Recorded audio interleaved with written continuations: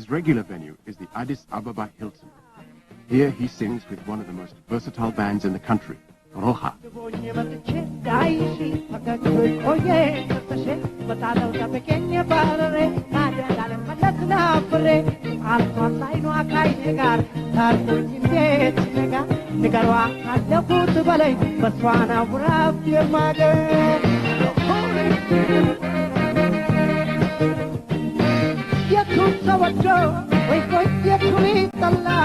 Koi malla khalatish koi baubat mona koi yengat kokop koi yengat liji koi anchin yasam koi likramaunji koi mannau badaji koi agabayin koi mannau babado koi etonu porto koi mannau baruku. Nawai writes his own material. This is not unusual. It's part of a long and vigorous tradition in Ethiopia. I would say the Ethiopian always sings at his heart, in his heart. He's a poet at heart. He's a singer at heart.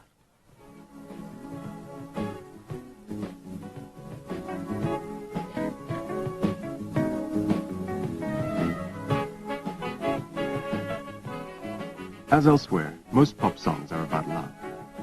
But there are differences. You know, the Ethiopian is very discreetly romantic, quiet, shy, but then it is so much muted inside his heart.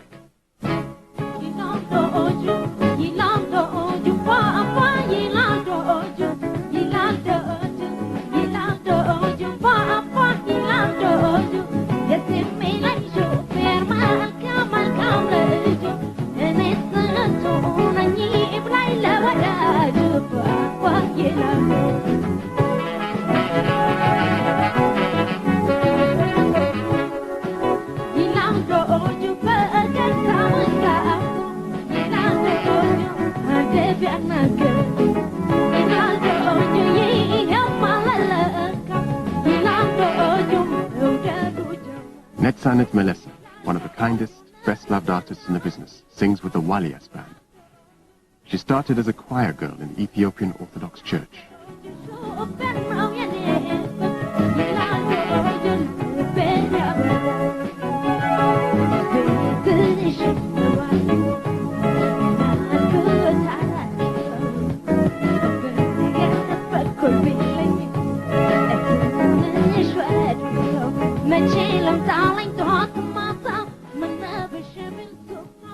Popular music in Ethiopia draws on two traditional sources, the sacred and the secular.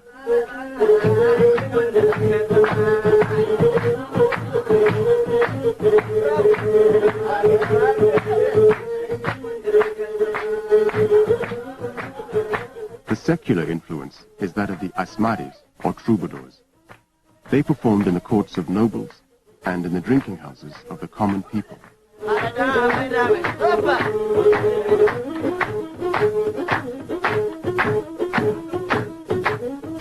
Nowadays, these drinking houses are often simply a converted room in somebody's home. One of the friendliest in town is that of Abebech Derara.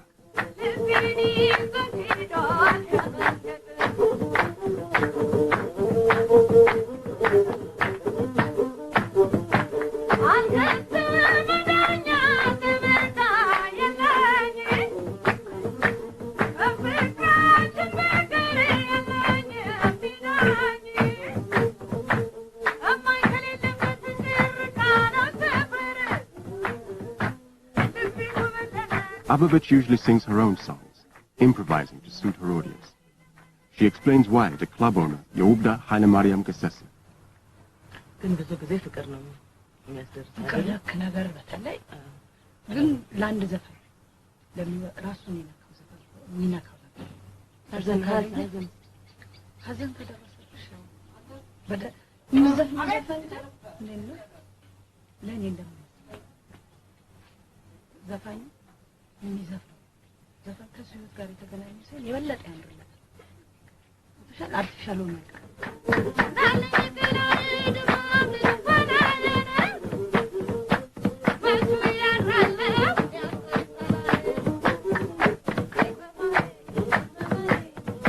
Her background is theatre, but she engages and challenges her audience like a true Asmani.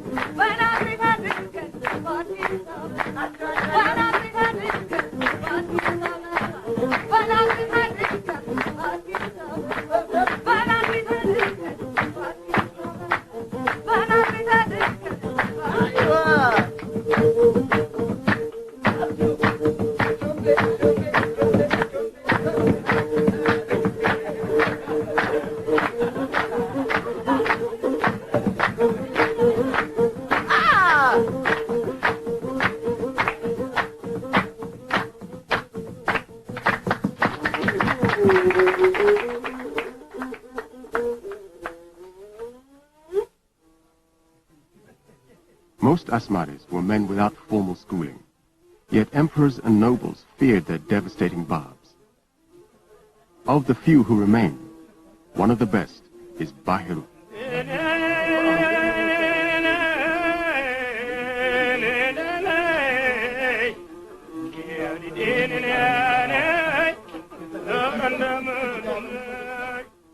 He reflects the dreams and the aspirations, the laughter and the tears of the people.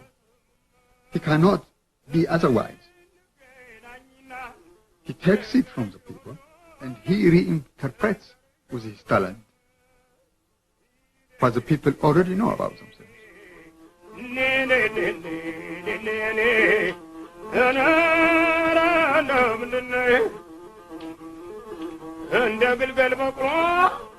በራሴ ለገምኩኝ ሰው መላኬን ትቼ እኔው ባዘገምኩኝ ይህንን ኧረ እንደምን ነሽ ይደንኔ እነሰው ይናገሩት እነሰው ይናገራል እንዲያው አንቺና እኔ ብንገናኝ ይሻል ጎረቤት ቢከፋ ይሰራል ብቻ ቁርበሬ ቢሞት ይገዛል ዳልቻ አጣሁኝ መድኃኒት እናሳባቂ ብቻን እናጣሁኝ መድኃኒት እናሳባቂ ብቻ ያንቺን ነገር ነኔ የኔን ነገር ላንቺ የሚያመላልሰው የሚያመላልሰው የታል ደሞዙ ልብሱን የለበሰው ልብሱን የለበሰው Now gradually they are making their exit. For me, sadly so, because I still try to go around and to listen to them. They give a lot of contemporary information through their music in a very entertaining manner. I think it will take some years before they will be completely out, sadly completely out.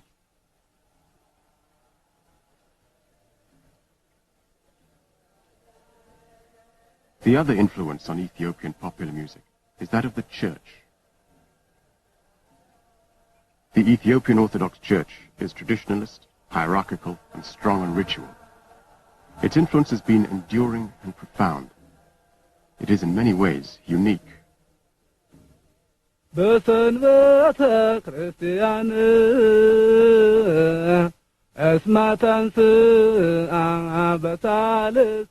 In its liturgy, for instance, it has developed a form of musical notation, small symbols hatched in above the written word, that is found nowhere else.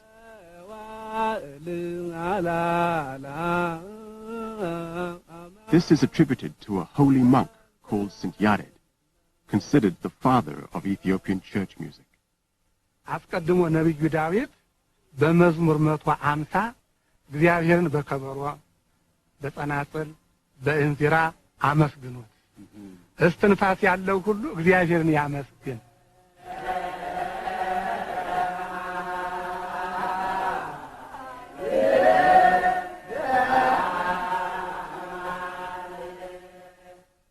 Unlike other parts of Africa, this is not a Christianity brought by missionaries in recent times.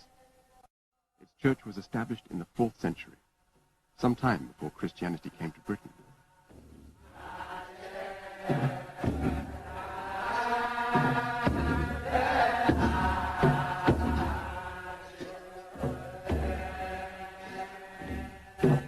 Church music and the music of the clubs and bars have two things in common: a certain underlying spirituality and the hypnotic effect of their traditional rhythms.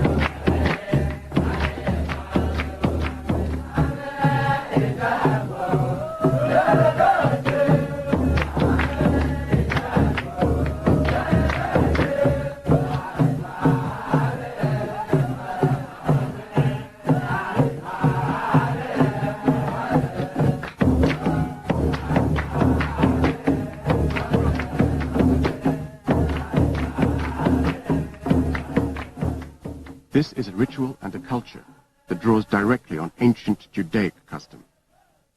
And if today it has had to adapt to new deities and new rulers, the Church's influence is not so much diminished, as simply become more circumspect.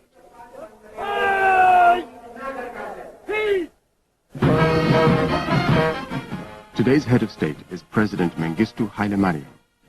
He emerged after the overthrow in 1974 of the Emperor Haile Selassie. The government has adopted, in a somewhat pragmatic way, Marxist-Leninism as its ideology. For some years, the Ethiopian armed forces, now the largest in sub-Saharan Africa, have been in conflict with insurrectionary movements in Eritrea and Tigray. The human suffering has been immense, the drain on the economy crippling.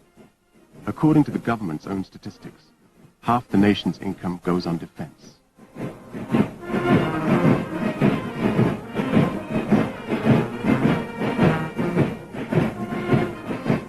Military assistance has come from the Soviet Union, training of its army and security forces from East Germany.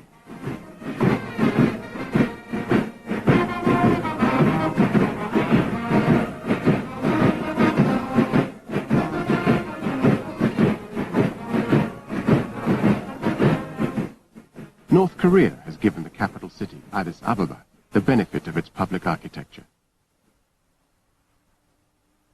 Even the Hilton Hotel carries the ubiquitous fraternal greetings. After the terror that followed the revolution, the continuing casualties of the civil war, and a paucity of accurate information, most Ethiopians long for greater access to the world outside. Yet for all that, whenever they discuss their culture, a proud independence makes them still wary of what they call the Farenj. Whenever any foreigner touches what is yours, he's going to obviously implement what is his. And he's going to take so much out of you and so manipulate so much of it. And he's going to give it, this is what, you see. No, I want it to come out from an Ethiopian, an indigenous Ethiopian. I observe a certain contradiction here. On one hand, we want our music to be palatable. And that is, I think, a euphemism. We want it to be a sellable commodity. On the other hand, we want to retain that cultural value that makes that music Ethiopian. You can't eat and keep the cake. If it's going to be Ethiopian music, it's not going to be palatable. But the point is, development, unfoldment will happen. It will unfold. It will grow. And the most comforting thing about Ethiopian culture is this character that it assimilates any other culture that comes onto it with arrogance and overcomes it. Now, I don't want to keep Ethiopian music because it is Ethiopian or my allegiance to it. But imagine what could it do to pop music, which now I could listen to when I was young. Pop music now, rock and roll couldn't satisfy me because it is singular, as it were. It is unidimensional. It is only bum bum bum. So if Ethiopian music can bring to pop music this kind of give me something for my heart and my mind, while at the same time I'm doing great somersaults or breakdance, then what a tremendous contribution, what an enrichment that would be.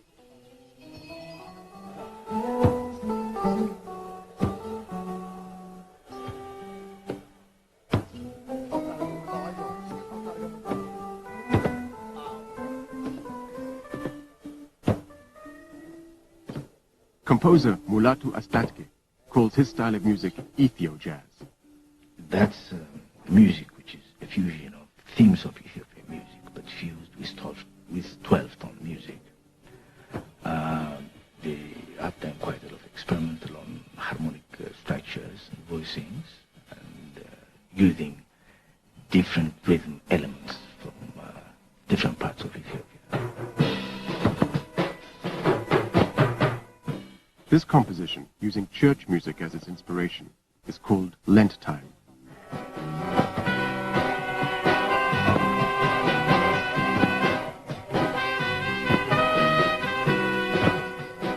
Mixing Ethiopian and European instruments, it's an example of Mulatu's attempt to create something that is modern in concept, yet Ethiopian in character.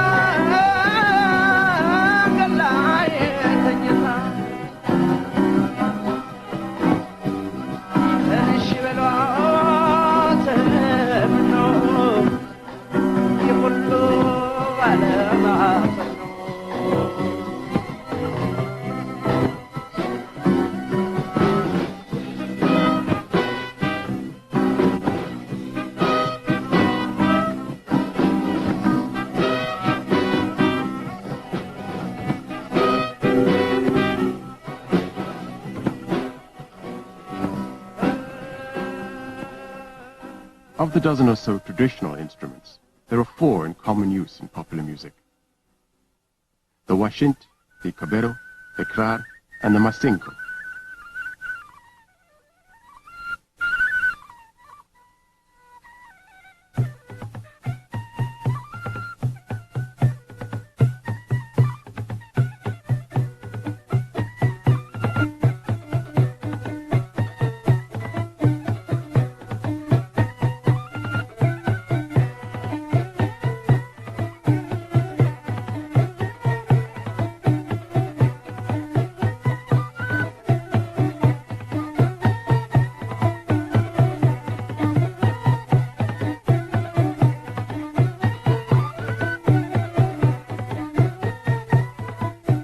Another influence of the past is that today's popular music often works within the parameters of the 4 traditional modes, or scales. The first of these is the Anchi Hoye.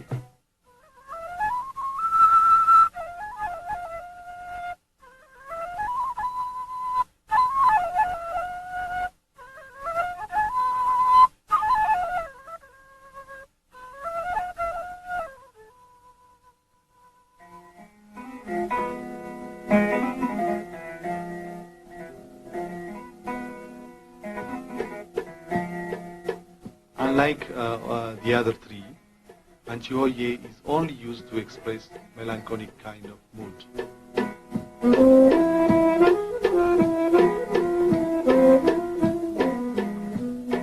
While the others are used to express both gay and melancholic.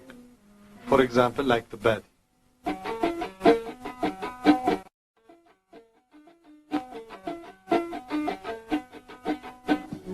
As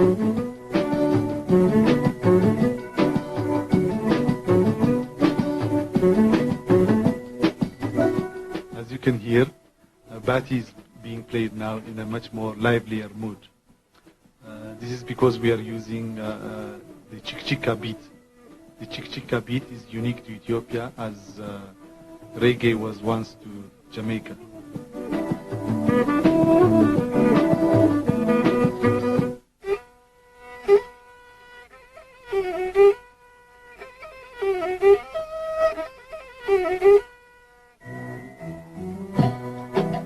This is the third scale. It's called the ambassad. But now it's being played in a much more syncopated, inventive, and transformed version.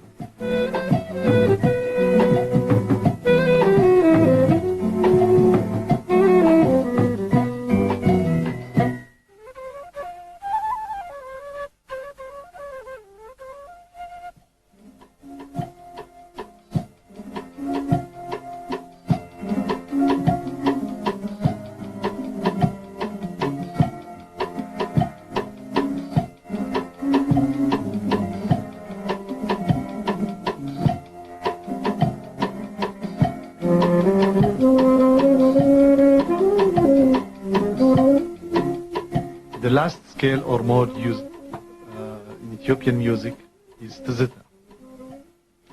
Now, if there is really something which describes our country's soul, is this. What we're hearing is a slightly pacey version of Tizita.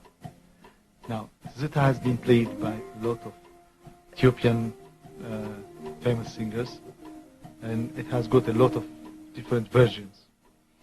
But if you want to hear a deeply melancholic version of Tizita, listen to the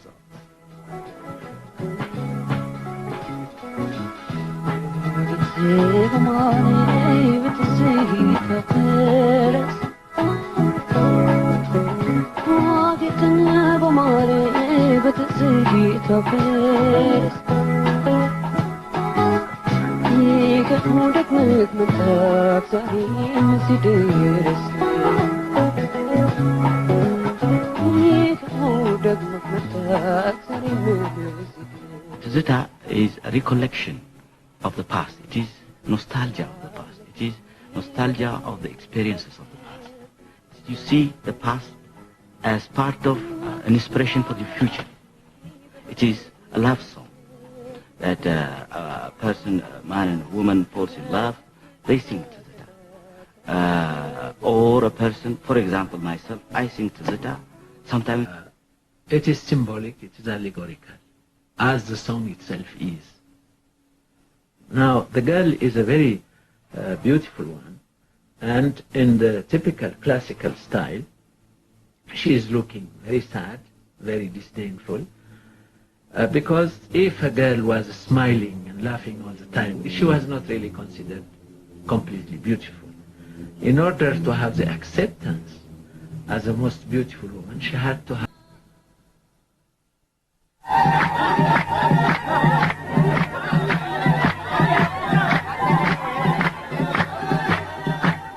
If the Tizita is the soul song of Highland Ethiopia, then the Iskista is their special dance.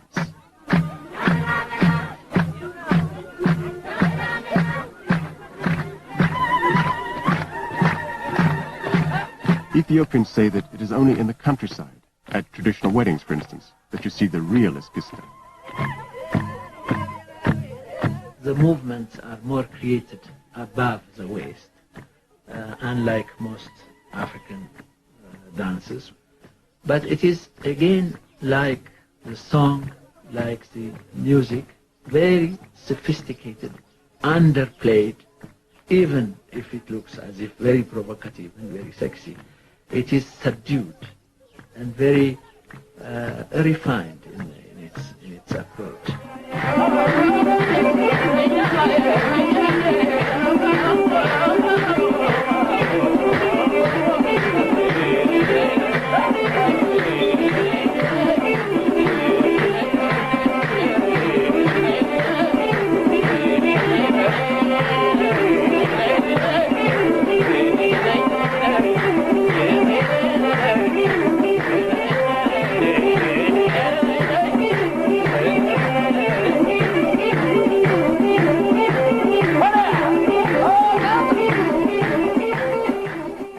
Certainly most visitors, when first introduced to the Eskista, do see it as an extremely sexy and provocative dance.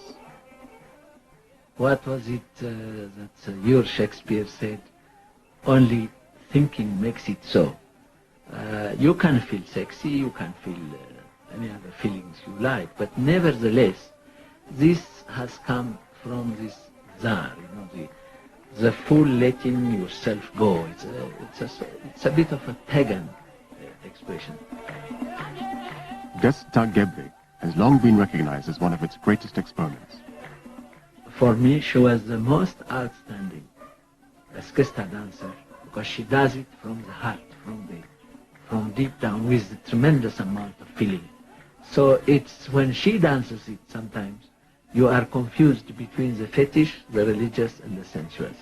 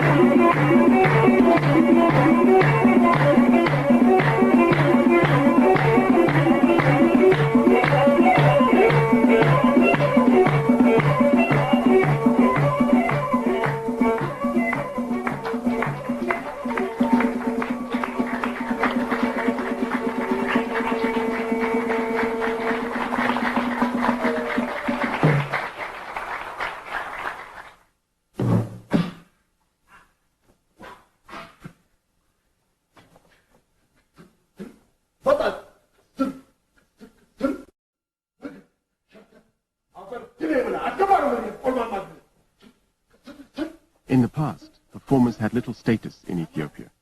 Well-to-do families would feel ashamed if one of them became an entertainer. Today that's changed. Through government sponsorship, there are now roving cultural troupes in nearly every province of the country and 4 state-subsidized theaters in Addis Ababa alone.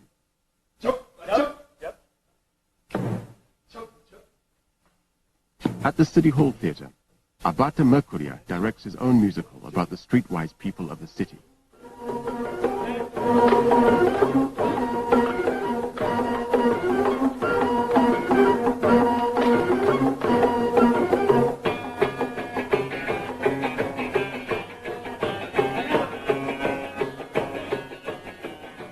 My characters frequent the streets, the town dwellers, which we call the Arada people. And the Arada, this is the center of the town, where everything really happens. And the characters dwelling in this particular area are exposed to foreign contacts. If a new number is created in music, they immediately take it and assimilate it to themselves. They take it, recreate it, and sang it out like Shimbradabe, Shimbradabe, I can do. You see? So like the shoe shine thing. So in time it becomes folklore, contemporary folklore.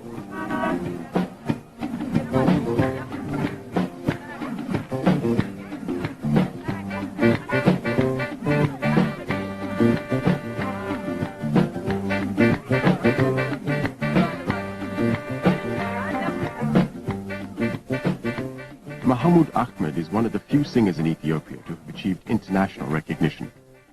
He started his working life as a shoe shine boy.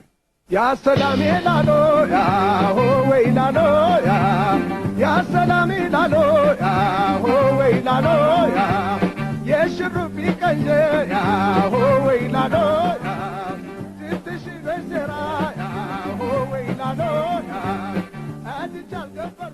Here with the Roha band, he sings a Gurage song.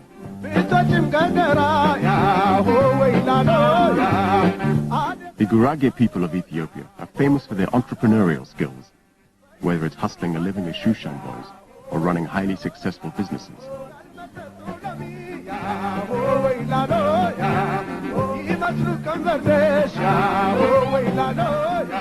Here, where Marxist-Leninism and private enterprise pursue a somewhat watchful coexistence, Mahmoud Ahmed runs his own thriving music shop.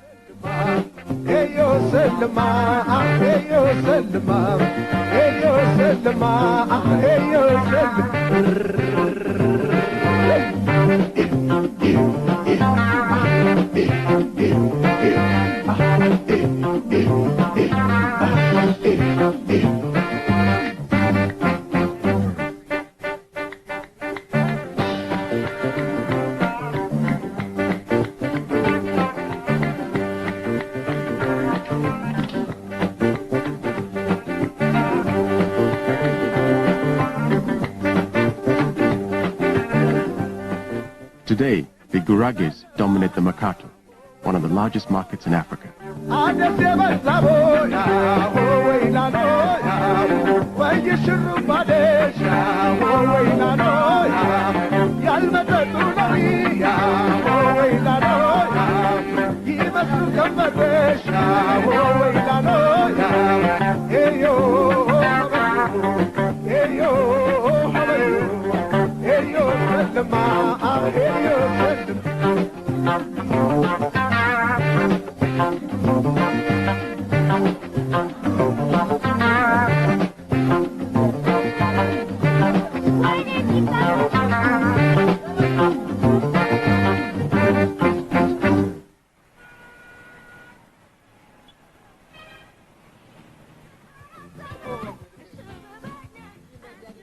There's a part of Addis where every other doorway opens onto a music shop. It's known as Cassette Alley.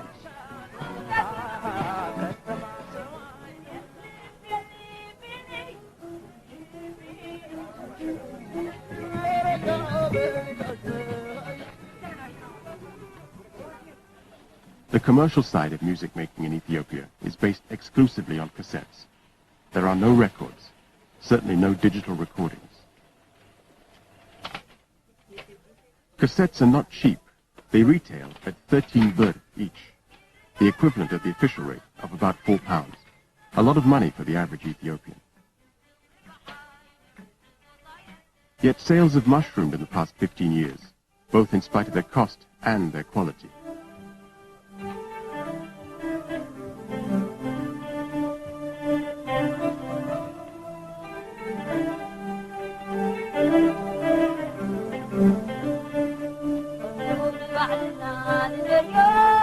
Cassette producer Ali Kaifa is recording with Tigrinya singer Sofia Asbihar.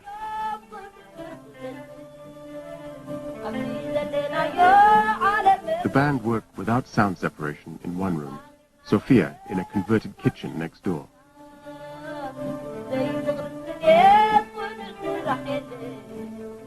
Ali Kaifa has no illusions about these recordings. We don't have professional or semi-professional studios to record, and we don't have also enough equipment for recording. This is why the quality of the recording is poor. The cassette producers say this is because the government won't grant them licenses to import better equipment. The government reply they have more important priorities when allocating scarce foreign exchange. Equally worrying to Ali Kaifa is the problem of piracy. The other shops, you know, the music shops, when I release a new cassette of any singer, they copy it. There is no copyright here.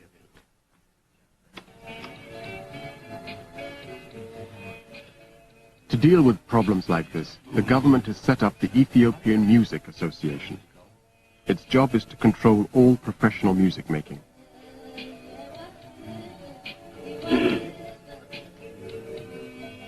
It means that singers, if they want to make a cassette, have to submit both lyrics and score to the association's quality control panel. This, they explain, ensures standards are maintained and there is no plagiarism.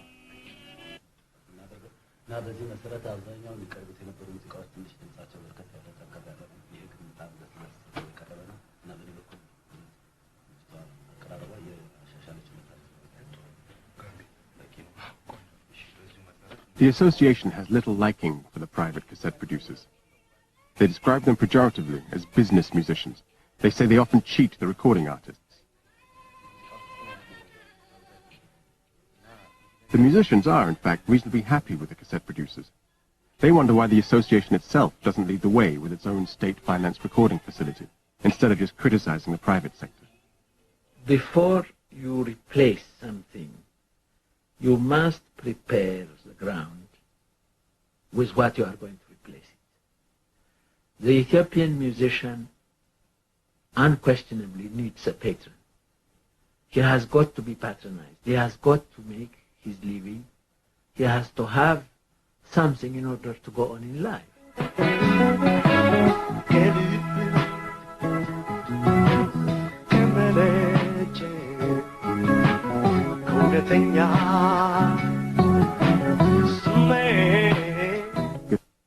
Would you kindly play the number as I conduct?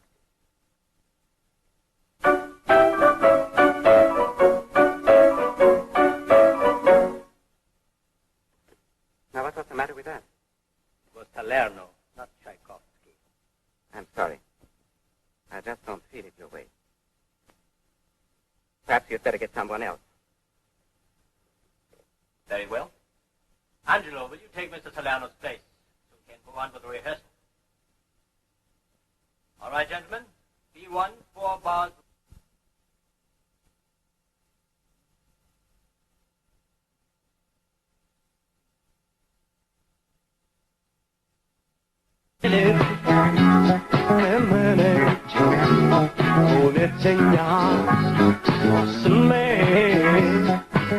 As in other parts of Africa, club and hotel bands in Ethiopia grew out of the military bands. The first of these was formed in the 1920s, when Emperor Haile Selassie, then still regent, discovered in Jerusalem some Armenian orphans, survivors of the Turkish Holocaust. He brought them to Ethiopia and established what he called the Bodyguard Band. Avedis Terzi, senior spokesman for Ethiopia's influential Armenian community, remembers the first time these bandsmen played in public. It was at the emperor's coronation in 1931, a debut that very nearly didn't happen. In rehearsals, they had to prepare the various national anthems of the invited foreign dignitaries. When it came to the Turkish anthem, they refused to play. They argued, they said, we cannot play the music, the anthem of a country that has killed our parents. The emperor got angry. He ordered them to continue playing. He said, it should not, their personal feelings should not interfere. This was a diplomatic show and so on. Well, they were adamant. They refused. So a big state council was invited, including the greatest chiefs of the empire. And they said, this is a problem. These boys will not play the anthem of one of our guests. They listened, despite the emperor's insistence. The whole group unanimously decided that they could not be expected to play the music of a country that had killed their fathers. A few years later, in 1935, Italy invaded Ethiopia. The ill-equipped Ethiopians were no match for a modern army. Within weeks, the invaders made their triumphal entry into the ruined capital. If this dream of empire was short-lived, Italy's cultural influence was to long survive its eventual military defeat. Italian dance bands became a regular feature of life in cities like Addis and Asmara.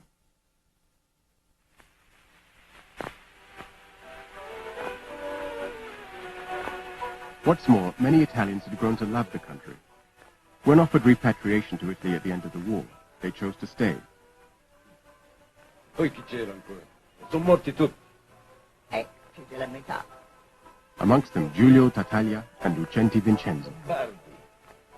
Pardi è morto. Morto adesso? Pardi è c'era lui. reale, una messa alla comunisteria. No, ma c'era un gruppo, c'era Lombardi, c'era Teghini. Pardi di reale. Reale venuto c'era anche lui, poi c'erano i due fratelli d'Albania. Lui si era innamorato di una ragazza angelina. Quella angelina. Dicevano quello di Lombardi. Ancelina che se n'era andato un altro armeno. E lui diceva Ancelina, tu sarai la mia rovina. Ma è quella poi di Lombardi. Gaia ti ho comprato la maccaia. Ho capito, ma è Se quella... torni a me sarò contento, ti regalerò la 1100. Te lo ricordi ancora? Sì. Then in the late 50s there came a revolution. It's Sunday night at the Buffet de la Gare.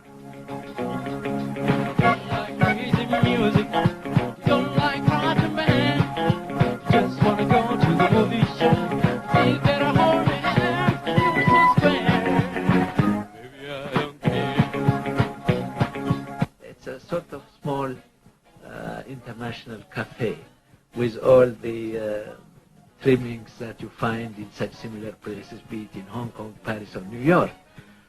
You meet all kinds of people from all spectrums of life, and I think it's a kind of melting pot. I think it is good that such a place does exist in Addis, and I think to whoever goes there will get a glimpse also of another side of Ethiopia.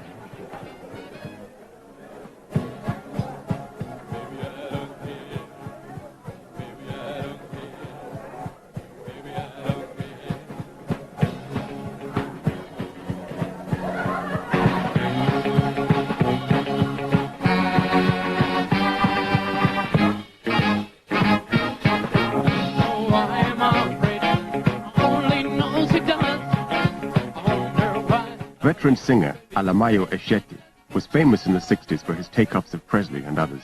Baby, I don't care. Baby, I don't care. Baby, I don't care.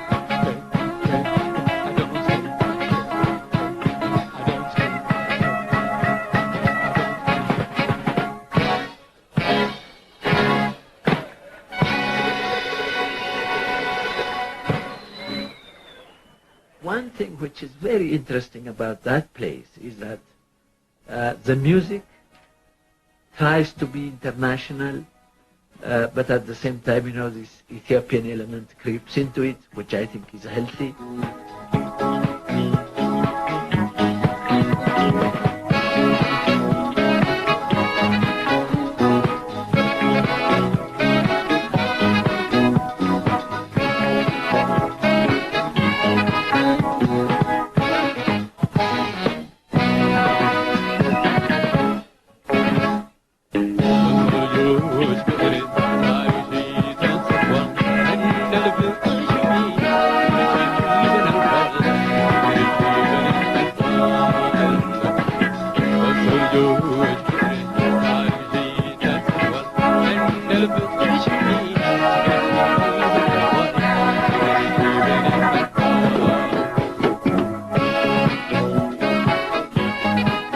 Since the formation of dance bands back in the 1930s, Ethiopian music has undoubtedly become more indigenous in character.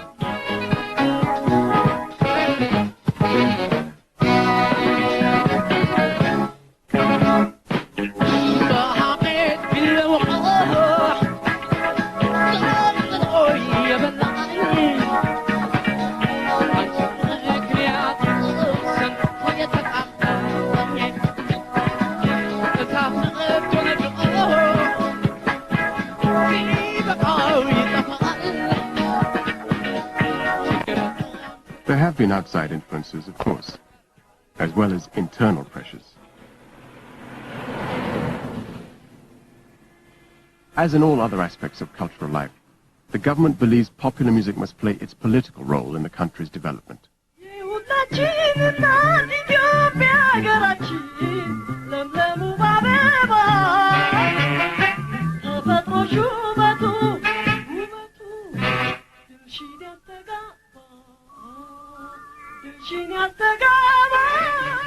Sergeant Wubishar Seleshi sings with the one-time bodyguard band, now known as the 4th Revolutionary Army Band.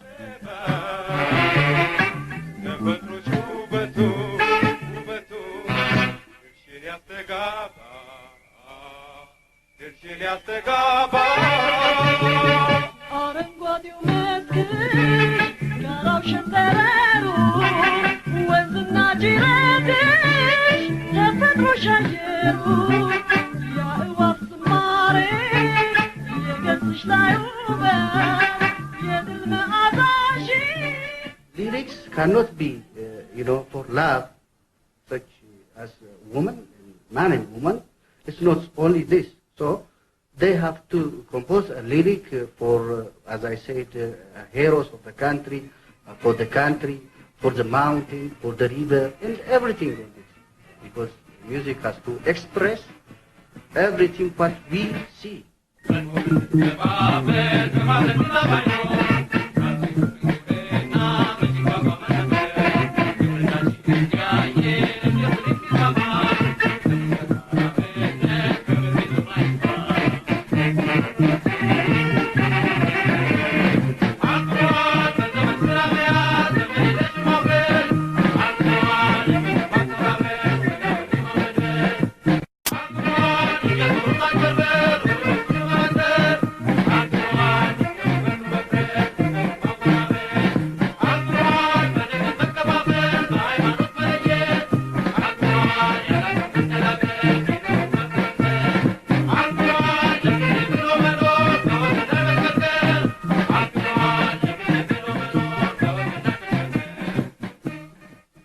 In these times of fierce intentions and uncertainty, the song of Ethiopia continues, at home or in exile, persistent and unique.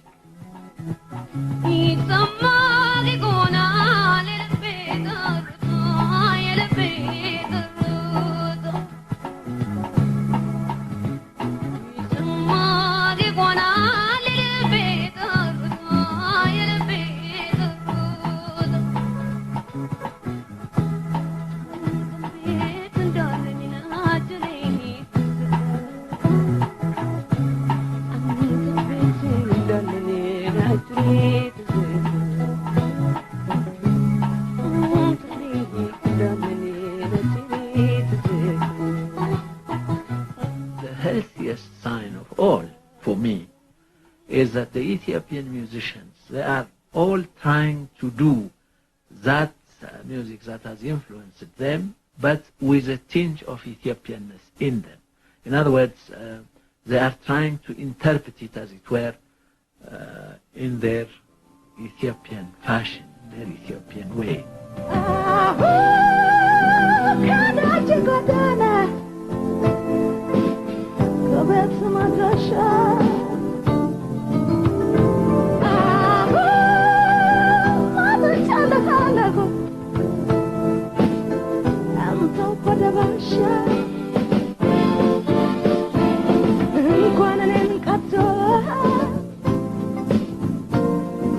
Yamata